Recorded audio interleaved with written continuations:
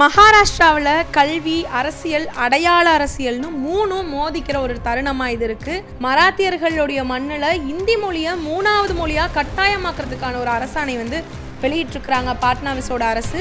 மும்மொழி கொள்கை அப்படின்ற ஒரு பேரில் மாணவர்களுக்கு விருப்பமே இல்லாமல் ஹிந்தி மொழி திணிக்கப்படுது. ஆனால் இது எல்லாத்துக்கும் எதிர்வினை கடுமையாக இப்போ வெளிவந்திருக்கு. அதாவது மக்கள் குரல் கொடுத்துருக்குறாங்க. மராத்தி மொழி மட்டும்தான் எங்களுடைய அடையாளம் அப்படின்னு சொல்லி உத்தவ் தாக்கரே, ராஜ் தாக்கரே, கல்வியாளர்கள் இப்படி எல்லாரும் ஒருங்கிணைஞ்சு இதை எதிர்த்திருக்கிறாங்க. இதோடைய விளைவா அரசு திடீர்னு ஒரு யூ-டர்ன் எடுத்திருக்கிறாங்க. ஹிந்தி கட்டாயம்லாம் இல்லை, மாணவர்களுக்கு விருப்பமா எந்த இந்திய மொழி இருக்கோ அதை அவங்க தேர்வு செஞ்சுக்கலாம் அப்படின்ற ஒரு அறிவிப்போட பழைய அரசாணை ரத்து செய்யப்பட்டிருக்கு. இதுவே மூக்குக்கு கீழே விரல் வைக்க வச்சிருக்கக்கூடிய பாஜக அரசுக்கு மக்கள் கொடுத்திருக்கக்கூடிய அழுத்தம் எப்படி வேலை செய்யும் அப்படின்ற விஷயத்தைய நேரடியாக எடுத்து காட்டியிருக்கு.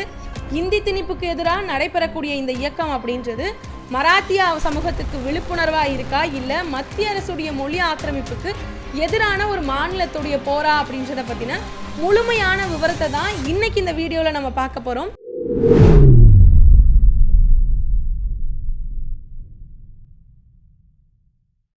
கோபாசே நண்பர்களுக்கு வணக்கம். வீடியோக்குள்ள போறதுக்கு முன்னாடி மறக்காம சேனலை சப்ஸ்கிரைப் பண்ணிக்கோங்க. அப்படியே இந்த வீடியோக்கு ஒரு லைக் பண்ணிட்டு இது பத்தின உங்களுடைய கருத்துக்களை மறக்காம கமெண்ட் செக்ஷன்ல பதிவிட்டுருங்க. மகாராஷ்டிரா மாநிலத்துல பள்ளி மாணவர்களுக்கு 3வது மொழியா ஹிந்தி கட்டாயமாக்கப்படுது அப்படின்னு சொல்லி அரசு ஒரு முடிவை வெளியிடுறாங்க. உடனே வெகு விரைவிலே அதுக்கு எதிர்ப்பு எழுந்திருக்கிறதால இப்போ அந்த முடிவானது மாற்றியமைக்கப்படுது. முதல்வர் வேதேந்திர பட்னாவிஸோட தலைமையில் இருக்கக்கூடிய பாஜக அரசு தங்களுடைய கவர்மெண்ட் ரெசல்யூஷனை திரும்பவும் பெற்றிருக்கிறாங்க. இது மூலமா என்ன நடந்திருக்குன்னா, மாணவர்கள் விரும்பி இருக்கக்கூடிய இந்திய மொழியை 3வது மொழியாக அவங்க தேர்வு செஞ்சுக்கலாம் அப்படின்ற ஒரு நடைமுறை மறுபடியும் அமலுக்கு வந்திருக்கு. இப்போ இந்த சர்ச்சைக்குரிய அரசோட முடிவோட பின்னணியை பற்றி நம்ம பார்க்கலாம். 2024 ஆண்டு ஏப்ரல் 16 அப்போ மகாராஷ்டிரா மாநில பாடத்திட்ட கட்டமைப்போட கீழே இருக்கக்கூடிய 1வது வகுப்புலேருந்து 5வது வகுப்பு வரைக்கும் இருக்கக்கூடிய மாணவர்களுக்கு மராத்தியும் ஆங்கிலமும் ஹிந்திய 3வது மொழியாக கட்டாயமாக்கக்கூடிய திட்டம் அப்படின்ற விஷயம் அறிவிக்கப்பட்டுச்சு. அதாவது அரசாணை என்ன சொல்லுச்சு அப்படின்னா, ஆங்கிலம் மற்றும் மராத்தி வழி பள்ளிகளில் 3வதாக இருக்கக்கூடிய மொழியாக ஹிந்தி பொதுவாகவே கற்பிக்கப்படும் அப்படின்ற விஷயத்தை தான் அவங்க கவர்மெண்ட் ரெசல்யூஷனாக வெளிவிடுறாங்க. ஹிந்தியில் ஆர்வமே இல்லாமல் இருக்கக்கூடிய பகுதிகளில் குறிப்பாக பார்த்தோம் அப்படின்னா மராத்தியர்கள் கிட்ட இது மொழி சார்ந்து இருக்கக்கூடிய ஒரு அடையாள அழிவாகவே இந்த விஷயமானது கருதப்பட்டுச்சு. ஹிந்தி மொழியுடைய கட்டாயம் அப்படின்றது மாநில மக்களுடைய மராத்தி அப்படின்ற அடையாளத்துக்கு எதிரானதா அப்படின்றதும், அதே போலவே மத்திய அரசு கிட்ட இருக்கக்கூடிய மயமாக்கல் அப்படின்னு சொல்லக்கூடிய எண்ணத்தை இது பிரதிபலிக்கிறதாக இருக்கு அப்படின்ற விமர்சனங்களும் அப்போ எழுந்திருந்துச்சு அதிக அளவில். இந்த முடிவுக்கு எதிராக தான் அரசியல் கட்சிகள், கல்வி நிபுணர்கள், சமூக ஆர்வலர்களாக இருக்கக்கூடியவங்க, அதோட பொதுமக்கள் பலத்தமான ஒரு எதிர்ப்பை தெரிவிச்சிருக்கிறாங்க.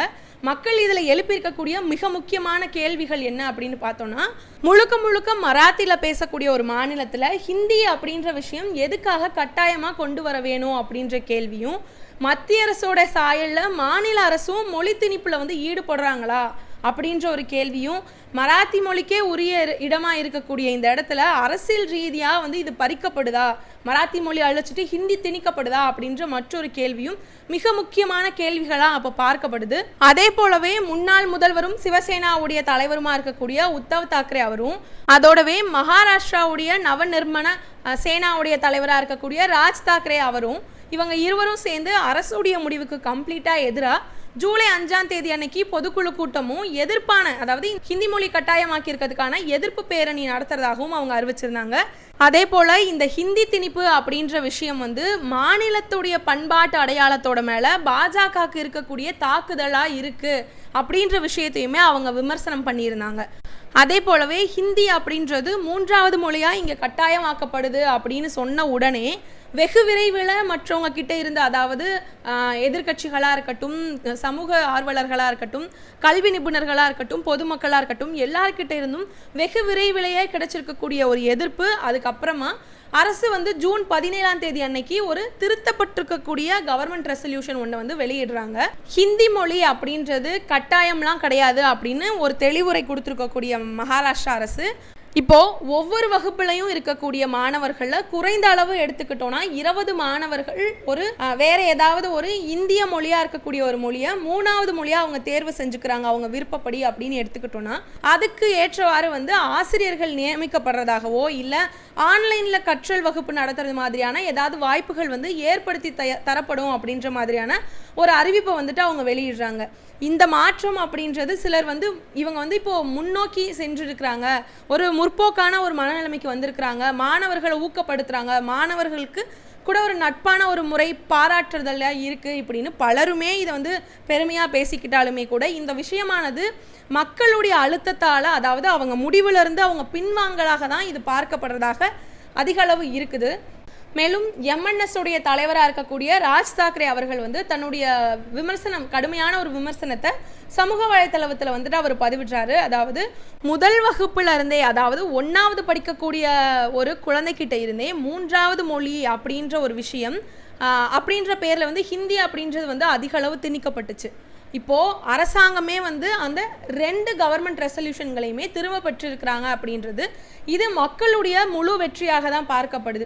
இப்போ இந்த விஷயமானது அவங்களுக்கு அரசாங்கத்துக்கு வந்திருக்கக்கூடிய தாமதமான ஒரு ஞான உதயம் அப்படின்றதெல்லாம் கிடையாது, மராத்திய மக்கள் கொடுத்திருக்கக்கூடிய அழுத்தத்தால் தான் இது சாத்தியமாகி இருக்கு அப்படின்றது தான் அவர் தெரிவிச்சிருக்கிறாரு. அதோடவே ஹிந்தி பற்றி அரசாங்கத்துக்கிட்ட இவ்வளவு பிடிவாதம் எப்படி வந்துச்சு அப்படின்றதும், இந்த அழுத்தத்தை அரசாங்கத்துக்கு யார் கொடுத்திருக்கிறாங்க அப்படின்றதும் இப்போ வரைக்குமே இந்த விஷயமானது மர்மமாகவே இருக்கு அப்படின்றதாக ஒரு கருத்தை அவர் சமூக வலைத்தளத்தில் பதிவிட்டிருக்கிறாரு. அதே போலவே முதல்வர் பாட்னாவிஸும் ஒரு விளக்கத்தை கொடுக்கிறாரு. இது முற்றிலுமாகவே ஒரு மறுபக்க அரசியல் காட்டுறது மாதிரியான ஒரு விஷயமாகவே இருக்கு. என்னன்னு பார்த்தோம்னா, இப்போ அவர் அரசு எடுத்திருக்கக்கூடிய இந்த முடிவை முந்தைய ஆட்சியாளர்களாக இருந்தவங்க பக்கம் இந்த விஷயத்தை அவர் தள்ளுறாரு. அதாவது என்ன சொல்லியிருக்கிறாருன்னா, உத்தவ் தாக்கரே தலைமையில் இருக்கக்கூடிய மார்ஷல் கற்குழு மராத்தி, ஹிந்தி, ஆங்கிலம் அப்படின்னு சொல்லக்கூடிய 3 மொழி கொள்கையை பரிந்துரை செஞ்சுருந்தாங்க.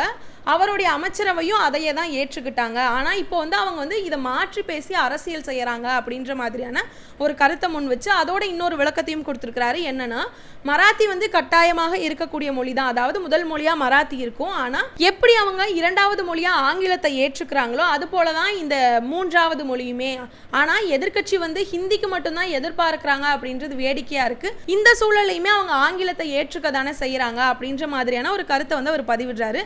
இந்த கருத்தை அவர் சொல்லும் பொழுது பார்க்க எப்படி இருக்கு அப்படின்னா, மொழி அடையாளத்தை அந்நியமாக்கக்கூடிய முயற்சிக்கு அரசாங்கமே அடித்தளமான ஒரு அடையாளத்தை உருவாக்குற மாதிரியான விஷயமாக தான் இந்த இடத்துல இது கருதப்படுது. இது போன்ற விவாதத்திற்கெல்லாம் தீர்வாக தான் தேசிய கல்விக் கொள்கையுடைய 3 மொழி இந்த சூத்திரம் அப்படின்றதுக்கு இதை எப்படி அமல்படுத்தணும் அப்படின்றத பற்றி இருக்கக்கூடியதுக்காக கல்வியாளராக இருக்கக்கூடிய நரேந்திர ஜாதவ் அப்படின்றவருடைய தலைமையில் ஒரு புதிய நிபுணர் குழு அமைக்கப்படும் அப்படின்னு சொல்லி இவங்க அறிவிக்கப்பட்டிருக்கிறாங்க.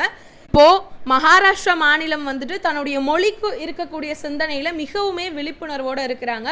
மராத்தி மொழி அந்த மாநிலத்துடைய கலாச்சார தூணாகவே இருந்துட்டு வருது. இந்தியில் கல்வி கட்டாயம் அப்படின்றது மாநிலத்துடைய தனிச்சையையும் மொழி அடையாளத்தைக்கான ஒரு அபரிதமான செயலான நிலையாக தான் இது சொல்லப்படுது அப்படின்றது தான் இருக்குது. மும்மொழி கொள்கை அப்படின்றது கல்வியலுடைய திட்டமாக மட்டும் இல்லாமல் இது ஒரு அடையாள அரசியலுக்கு இழுப்புக்கு இணைஞ்சிருக்கக்கூடிய ஒரு விஷயமாக தான் இது பார்க்கப்படுது. மகாராஷ்டிரா அரசுடைய இந்த யூடர்ன் அப்படின்றது ஒரு ஜனநாயக பாய்ச்சலில் இருக்கக்கூடிய வெற்றியாக தான் இது நம்ம பார்க்க வேண்டியதாக இருக்குது.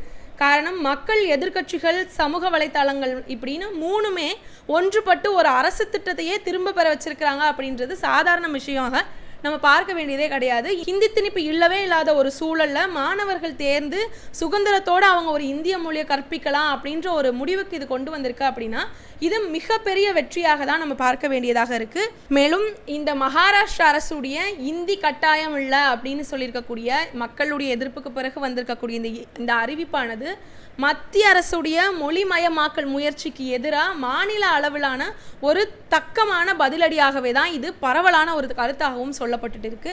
இந்த சம்பவம் அப்படின்றது மொழி, கல்வி இப்படி இருக்கக்கூடிய நெறிமுறைக்கு மட்டும் இல்லாமல் மக்களுக்குரிய அடையாளங்களும் உரிமைகளும் இருக்குது அப்படின்ற விஷயத்தை வலியுறுத்துகிறாங்க. ஒரே மொழியை மட்டும் திணிக்கிறதுக்காக முயன்றுட்டு இருக்கக்கூடிய இந்த அரசியலில் கம்ப்ளீட்டாக இது எல்லாத்துக்கும் எதிராக ஒரு சமூக விழிப்புணர்வு விஷயத்தை எழுச்சியாக கொண்டு வந்திருக்கிறதாகவும் இருக்குது. அதே போல் கவர்மெண்ட் ரெசல்யூஷனை மாற்ற வைக்கிற அளவுக்கே ஜனநாயகத்துக்கு சக்தி இருக்குது அப்படின்ற விஷயத்தை எடுத்து காட்டுற விதமாகவும் இந்த விஷயம் அமைஞ்சிருக்கு அப்படின்றது தான் நம்ம பார்க்க முடியுது. இது பற்றின உங்களுடைய கருத்துக்களை மறக்காமல் கமெண்ட் செக்ஷனில் பதிவிட்டுருங்க. அப்படியே இந்த வீடியோக்கு ஒரு லைக் பண்ணிவிட்டு இது போன்ற செய்திகளை தினம்தோறும் தெரிஞ்சுக்கிறதுக்காக மறக்காமல் கோபாஸ் சேனலை சப்ஸ்கிரைப் பண்ணிக்கோங்க. நன்றி.